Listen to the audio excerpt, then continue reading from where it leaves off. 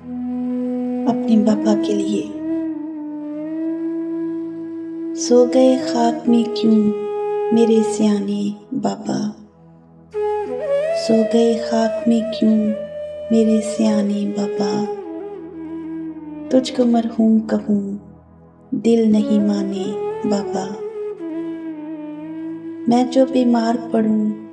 مجھ کو تسلی دینے، میں جو بیمار پڑوں مجھ کو تسلی دینے، آئے گا کون ابھی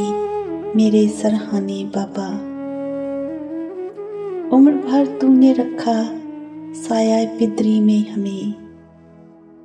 عمر بھر تو نے رکھا سایہ پدری میں ہمیں،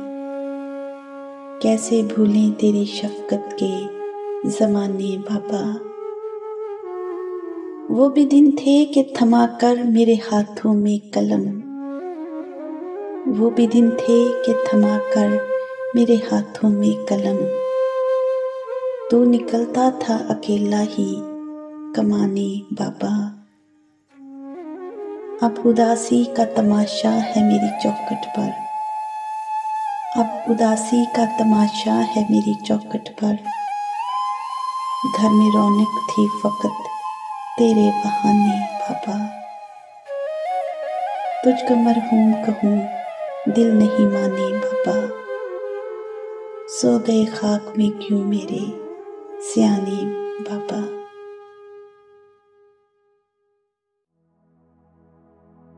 خوبصورت الفاظ، دلکش انداز، دائم ادب ہم اور آپ۔